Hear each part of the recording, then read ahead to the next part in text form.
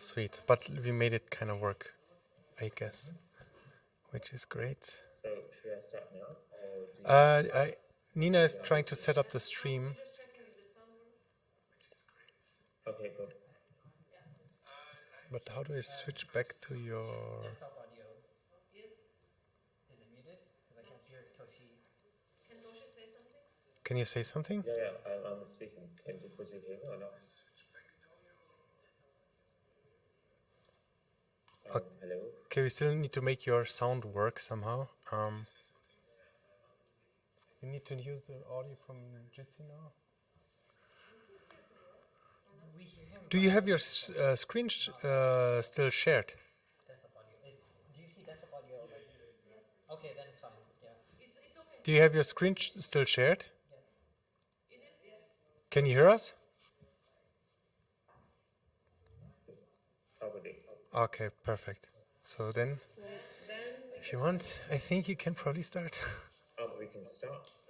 Start, yeah. Alright, good. Alright, so if everything is okay, I'm gonna start. If there's still something you need to decide, just let me know. Is everything good? Does the stream work? The stream works also on YouTube? Sorry? Mute. I thought I did that. Okay.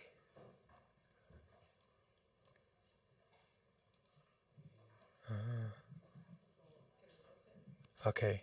So I think now everything should work like in, in every possible way. So please, yeah.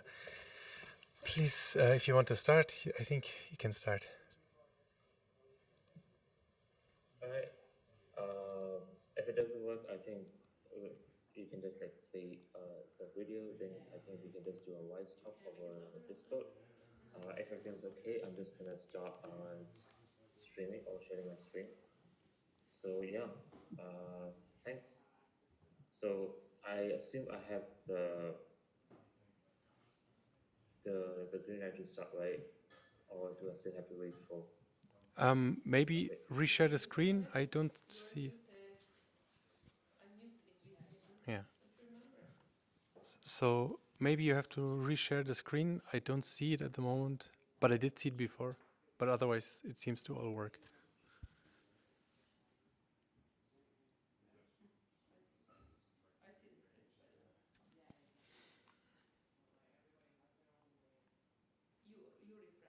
I refresh. Oh no. What happened now? Okay. Now you refresh, but you have to mute me again.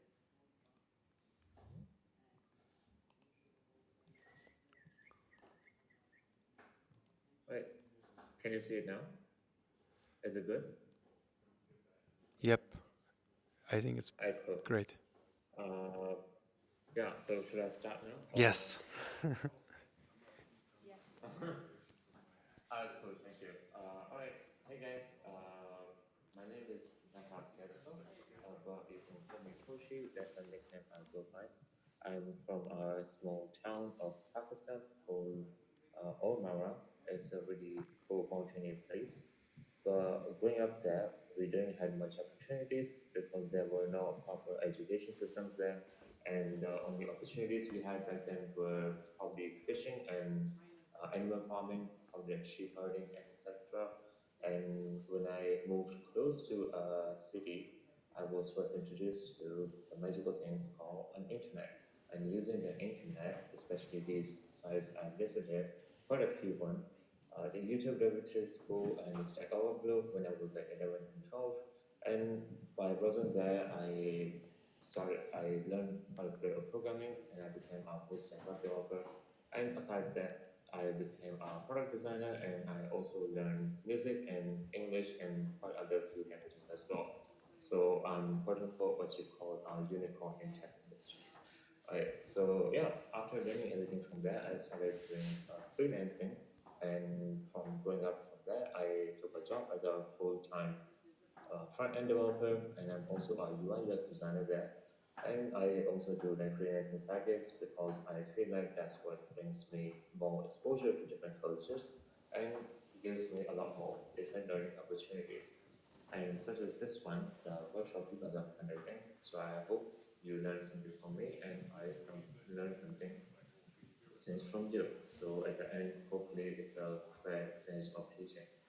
Right, so that's how I came across Wizard Amigos as well. And my time here has been awesome. And mainly, I've been working on this specific project called Tiling Window Manager. So this application itself is sort of about hosting webinars and workshops itself, and the UI itself is quite close to Visual Studio, which I assume most of you are quite familiar with. So I'm going to use this project as to link it to today's talk, which is version controlling. So how we version control on the Tiny Window Manager project and how we just use Figma and GitHub to just kind of cover everything on the three versions. Yeah, if you want to, I'm going to give you a small dumbed down version of description on version controlling. And if you want to learn more about it, you can just visit this link or scan the QR code, just go to this blog. It's quite detailed and you can just get a lot more information from there. But yeah, let's start. So what is version controlling? Let's assume you have a project called Button. Let's assume with it, it's a really small project. You want to create different components of a button. So on the first stage, you have the first iteration. For instance, you create a button with a red border, a purple background, and default text. And on the second iteration, you change the color of it, and then you remove the borders. So on the third iteration, you add a border radius, and you adjust the text size of it. So after the third iteration, you want to make some more modification to it, but at this stage, you feel like the previous color was a bit more fitted for this design, like this border radius, and you want to apply drop shadow, and you feel like you want to change the color back to the previous version. So in version control, you don't have to go back and recode that specific uh, changes. What you can do, you can just take it from the previous version and you can just add it to your current one and you can just code the rest of the stuff by yourself. So that's just a really a simple example. On the larger scale application, it helps developers to find the bugs and where the softwares may be facing issues. And if they want to remove some modules from the website, they can just roll back to the previous versions and they can just like choose not to merge or just revert it to certain comment heads. Right. So apart from that, you can also work parallelly with other developers. For instance, the previous example, we have created the first version of button, but if you have multiple developers, a lot of like different developers may be working on different part of that project. For instance, in this example, one developer can work on different sizes of button, while the other developers can work on different designs or iterations of button. In this example, it could be icon button or leading icon buttons. And at the end, when you are merging everything together and pushing the second version of the project, you can choose which one to add or which one to remove, which code to merge and which not to merge. So that's just a really bare-bone rough example of version controlling. So how does that work with UI designs? So in short, if you have a premium version of Adobe XD and Figma, you can get those features available to you like quite easily. But on Adobe XD, even though you can see I'm using a premium version, it's not as advanced. So it only shows you the saved changes that you have made on which dates, and it will delete those changes after 30 days. And it will only allow you to keep certain changes if you choose them to. Otherwise, all the changes will be removed. But on the other hand, Figma has a lot more diverse features for you. For instance, you can create branches, you can merge those branches, you can update to the main. It works similar to the softwares or platforms such as GitHub, GitLab, and other applications. But these are paid version. How does it work on free version? How can we do version control? So I'm gonna give you a brief examples of like what we do on Tidy Window Manager, a GitHub project, and how we combine it with Figma. And from there on, we just gonna do everything on a free design. So at the end, we can be as cool as this can. Right, so as you might have presumed, so the project itself, the Titan Window Manager, has a lot of components. There's quite a few components I've listed down here because I was lazy to write everything down. So yeah, as you can see, like we have so many components. So what we do is each component, we refer them on GitHub as different issues. So each of these components are like different issues on GitHub, and each of these issues are connected to a parent issue. That parent issue could be the whole project itself. So in this case, could be the Tiny Window Manager. And from there on, we create all the description of that component. In this case, for example, I'm talking about the type container, and we see what inputs we have and what are the expected outputs and what will be the next task. So the input in this case are the different components which might be used to create this specific component. So those we call dependencies. So we link down the Figma canvas on the information section of an issue, and then we link to that different issue where we are getting our output from. And after that, we list down all the tasks, and from there on, we put what are the expected output from it. And we represent all the stages of the task by using these three icons. So the question marks means it is a planned project or a planned task. The factory icons means it's a work in progress, and the package will be presented for a completed task. So as you can see, I have completed all my tasks. That means I'm like on time. Right. So why we linked everything using input and output? That is because like you can kind of figure out where all of your components are being used and which components are dependent or have dependencies to which other components. So if there's a problem, let's say in type component, and we find it on the wireframes, it's quite easy to roll back to and find where it is. And once you make changes to that specific component there, it will automatically apply everywhere else. So now how does it connect to Figma? Now for that, as I talked about on GitHub, we refer every component as an issue. In the same way, on free version of Figma, we have unlimited pages. So what we do is that we compare all the components to different pages. So this is how the UI looks like on Figma. And as you can see, all the versions of different components are named separately. On all of these pages are linked to that issue that I previously showed you, which we're going to talk a bit more about later on. So let's assume you want to create a different component. In this case, the component we're going to name it LG button, so it's a large button. So the outer box is representing a page. Now the inside of that box, we are creating a canvas, and we name that canvas specifically to that version of the component. So in this case, the version of LG button is 0.1 or something like that. And once we create this component, we also, as I mentioned before in the issue, we create tasks. So in this case, this task could be create a button with this with this padding, and we add a border radius and we set a font size. So at the end, this could be our UI element. So once that's done, we name our output. In this case, this output is the same name as the canvas name of the page. So this helps us track the version of the design or the component.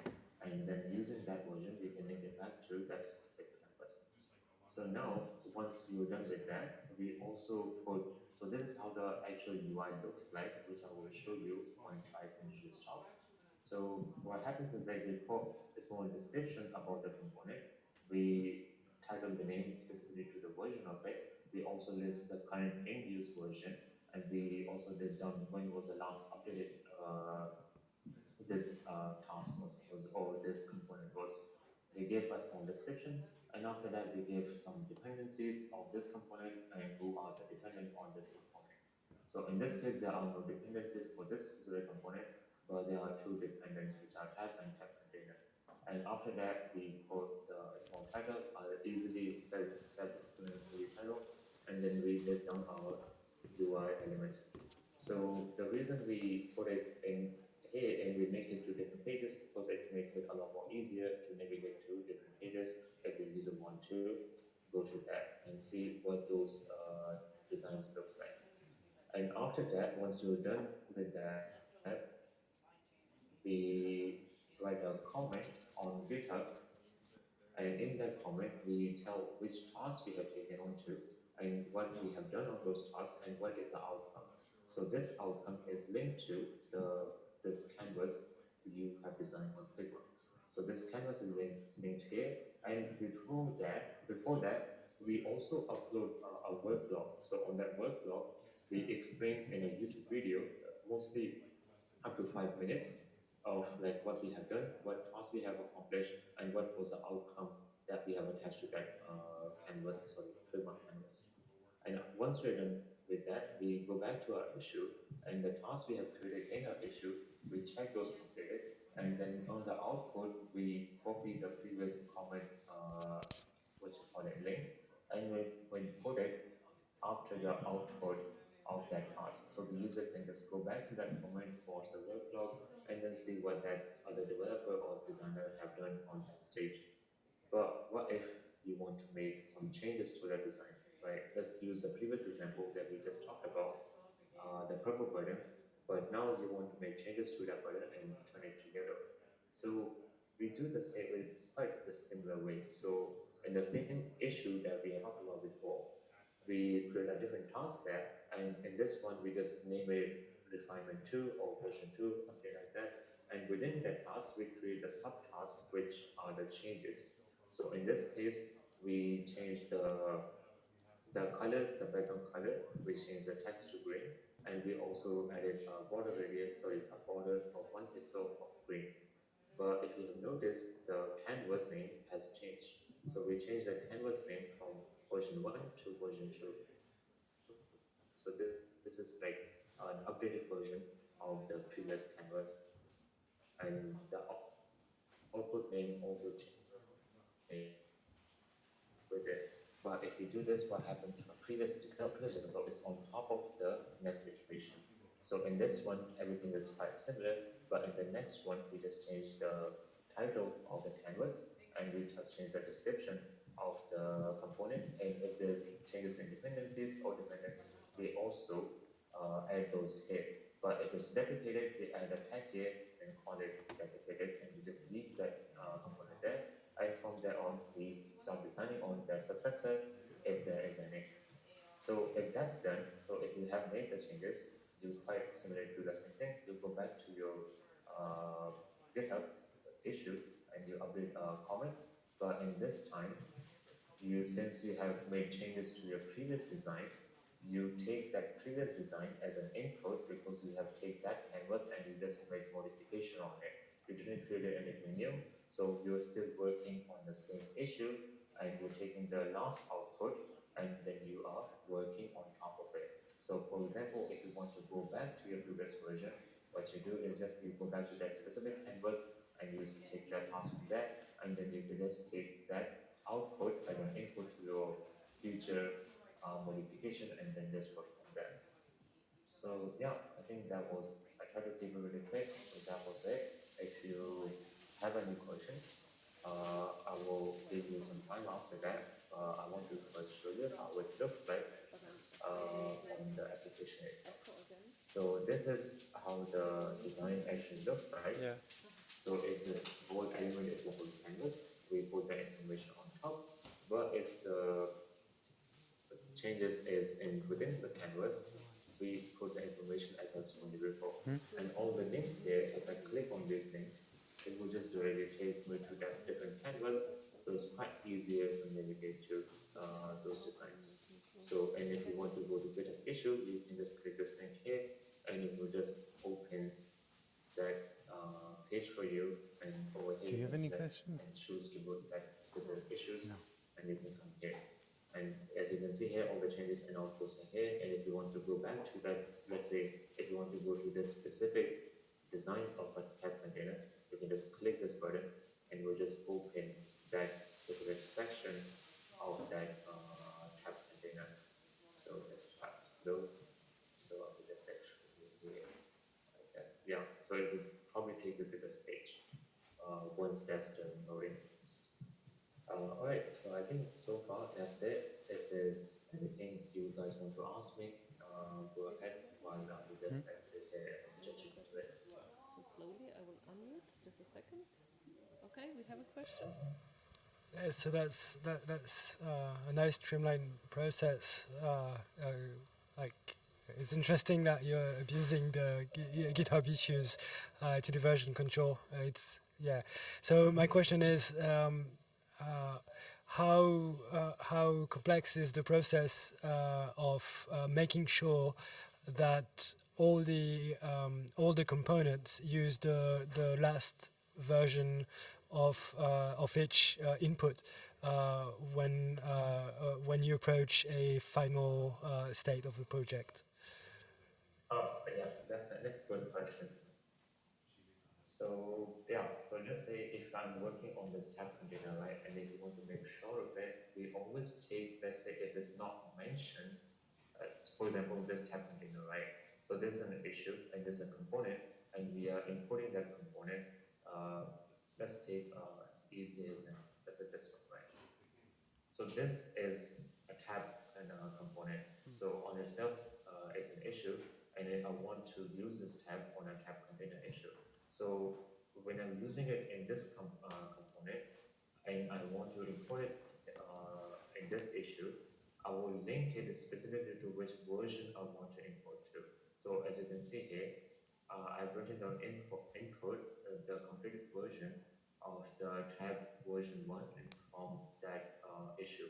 So if you want that specific version, you can just go to that issue, and there might be a different version output, but you will always pick the version you are inputting to your different issues. Does that answer your question? Yes, it does. Okay. So yeah, that's actually fairly simple. Uh-huh. I just wanted to give a comment. I enjoyed your presentation. It was very clear and to the point and with good examples. So I mean, I of course know the process because I work together with you and Alex, but I have never seen it so nicely explained. So I'm really happy that you put all this together, and it was a pleasure basically listening and going through the whole process. Oh, thanks. I think that it's after getting all the help from you guys, that's why it was possible to make it more concise. Yeah, Right. great. I also don't have many questions, but probably also because I'm also using it. So Yeah. to some degree, I also know it, right? One question, maybe I have one question. Like if you, like on the Figma file, how many pages do you have? Like if you zoom out to the, like what's the best overview you can do? Is it easy to, like, let's say, go through the Figma document to see what is there and what are the latest versions of everything? Like how would that look like if you would do that? Um, for example, like if I come here on Figma now, and yeah, on the left side, the pages kind of look like this. You can scroll through as well. But yeah, what I did, I also version named it to the last one I'm using. But if you choose to, you can just remove the version from here. Because like if I zoom out, right, you will always pick the last design of it because by default we assume that's the last one. And how we work is that every different changes we make, we just keep it duplicated to the previous one. So like we like since we're used to it, we already know like Like in oh rows, then going every down and then next one is the modified or an updated version of the previous one. But if a new user is working on it, and if it's a sequence that all the designs are going to a specific direction, every time they will just zoom out and they will by default know how it works. So in the default example, it will show you my presentation that I put it on availability. So it's quite easy to like yeah. If I'm going right to left, it's like quite easy to assume how the process flows, right? Just from left to right, sorry. And on the other hand, on this one is from up to bottom. Yeah. So I think, yeah. Does that answer your question? Yeah, so I see also on the pages, I think I just quickly tried to count, probably like 18 or something. And I guess I could, if there would be more, I could probably scroll down and read through the list. And then on each of those pages, I get like a similar view to what you have now in the tab container component. Yeah, Yeah, and but then like and I can, each, but there's sorry. probably not like a super trivial way to see the dependencies. So you would need to always go to the component and check for the latest version what are the dependencies, and dependently jump between them. But there's not probably no straightforward feature to see those connections. But you can see them in Figma very easily. It's easier to see them in Figma than to see them in GitHub issues, basically.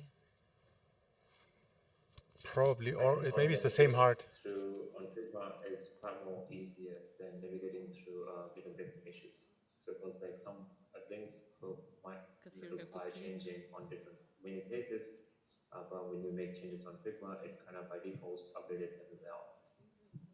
Like for example, if I make a change on here, if I delete this canvas, I had to go back to a bit of issue and just kind of remove everything from there or update the link on bit of issues everywhere else Just a second. where this link was Tell me used when you before. want. But on Adobe NC, sorry, on Figma, it doesn't work like that, so it doesn't affect anything else. You know what I mean? So for example, if I come here and this page does not exist and I click on it, it will probably give me a crash link.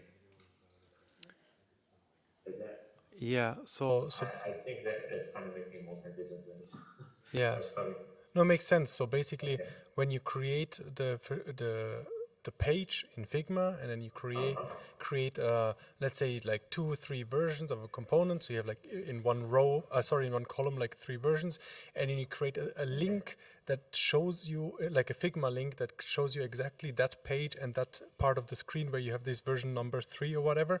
And then if you ever change or delete it or do something, then you would need to also update the GitHub issues everywhere where you used it because it's not in sync, and that's maybe a little bit tedious. So it should probably never happen. But if you would do that, Yeah, that would true. be a problem. So we would need a more optimized tool for that. But I yeah, think for that we have a deprecated version, right? For if we for instance right. want to remove a canvas, we as for example as we have done on this design, right? For example, this design is deprecated, right? So we just put a deprecated tag on top of it. We don't delete the canvas.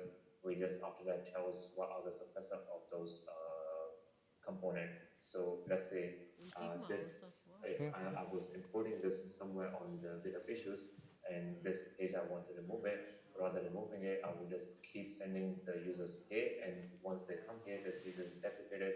And after that, they can just go to the different components which comes after that, right? So that just removes the possibility of any broken links. Um, yeah, that's great. Do you also have an example, by any chance, of a merge? Like this seems to, oh no, not like a, yeah, kind of like a merge. So this component was split, and then maybe some multiple components could be merged into one single one. But I don't know, maybe you don't have an example for that.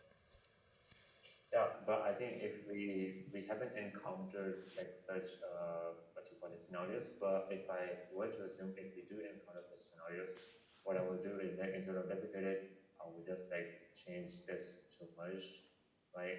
And the same way apart on like the successor, I will just name the merge component, right? And instead of like doing it red, I will just change it to a different color, maybe like make it yellow or something like that, right? Cool. Yeah, All right. it will just work the same way. Yeah. Are there any more questions? No, no more questions. Referring to one of your first slides, I'm very happy that you discovered internet, so that we can work together. It's really cool. Yeah, and thank you. Right, so if there's nothing else, I think, yeah, so I'll be off because I need to go to bed at 1 a.m. Oh my goodness. All right. Okay. Thank you so much for taking time and sharing this. And have a good night. And we chat soon. Bye bye. So thank you for allowing me to come here. Yeah, bye bye. Woohoo!